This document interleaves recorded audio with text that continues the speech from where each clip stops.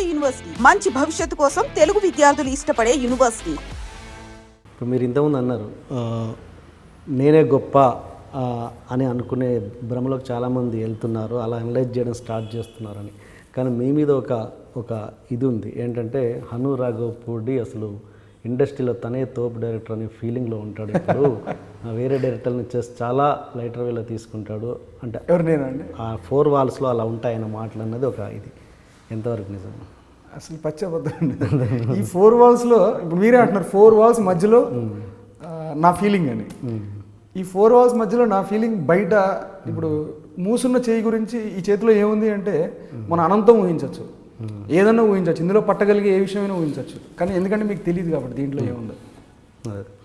అలా ఆ 4 వాల్స్ మధ్యలో నా ఫీలింగ్ బయట అలా ఉండడం అనేది మీ సర్కిల్లో ఐ మీన్ టు సే మీ సర్కిల్లో మీ ఫ్రెండ్స్ సర్కిల్లో మీ డైరెక్షన్ డిపార్ట్మెంట్ దగ్గర అలా direction department in the sense అంటే ఓకే మీ డైరెక్షన్ డిపార్ట్మెంట్లో మీ కొలీగ్ డైరెక్టర్స్ ఎవరు ఉంటారు? ఇప్పుడు లేదండి, అది ఎప్పుడు లేదు. బట్ వన్ థింగ్ నాకు ఉన్నదల్లా ఏంటంటే అంటే కాన్ఫిడెన్స్ అవ్వచ్చు, కాన్ఫిడెన్స్ కూడా కాదు. అంటే నేను I'm very good listener first of all. Okay, కాకపోతే ఎక్కడ వస్తుందంటే నాకు చిన్న ఇది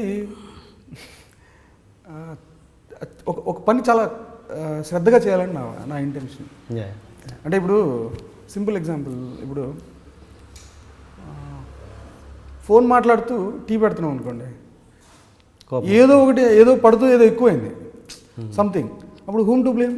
అక్కడ మనం టీ పెడుతున్నప్పుడు శ్రద్ధగా టీ పెట్టాలంటే మనం ఫోన్ మాట్లాడకూడదు, మనం ఫోన్ మాట్లాడుతున్నప్పుడు టీ పెట్టకూడదు. రెండిట్లో ఒకటి చేయాలి, విచ్ ఈస్ గుడ్.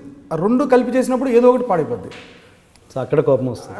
నాకు అది నచ్చదు. కోపం కాదండి, అది అంటే జనరల్లీ నేను బయట కూడా అంతే. నేను అలా చేయను, నాకు అలా చేస్తే నాకు నచ్చదు.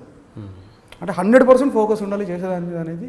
వాట్ ఎవర్ తప్పు అవ్వచ్చు ఒప్పవచ్చు అనేది నాది. నేను అసలు ఆ తోపు అన్న ఫీలింగ్ నాకు మీరు ఎవరినైనా అడగచ్చు నా సర్కిల్లో.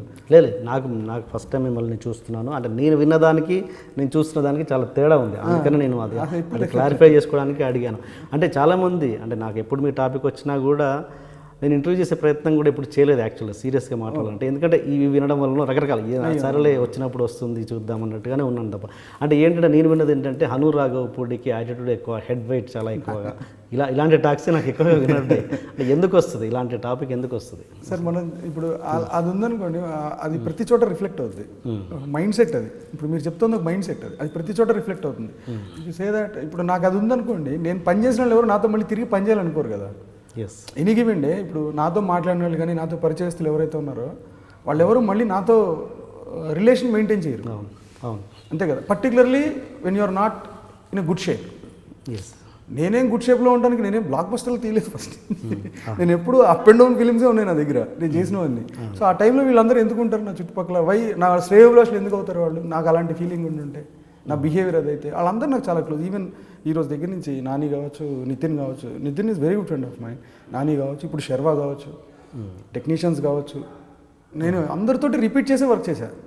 ఇప్పుడు చూస్తే ఈ మధ్య పర్టికులర్లీ అందరూ కొత్త వాళ్ళు. ఎక్కడ వస్తే నేను రిపీటెడ్గా విన్నాను, అందుకని అడుగుతున్నాను. రిపీటెడ్గా ఈ వర్డ్ విన్నాను అనమాట. ఎందుకు ఎక్కడ వస్తుంది అన్నది నా డౌట్ అండి.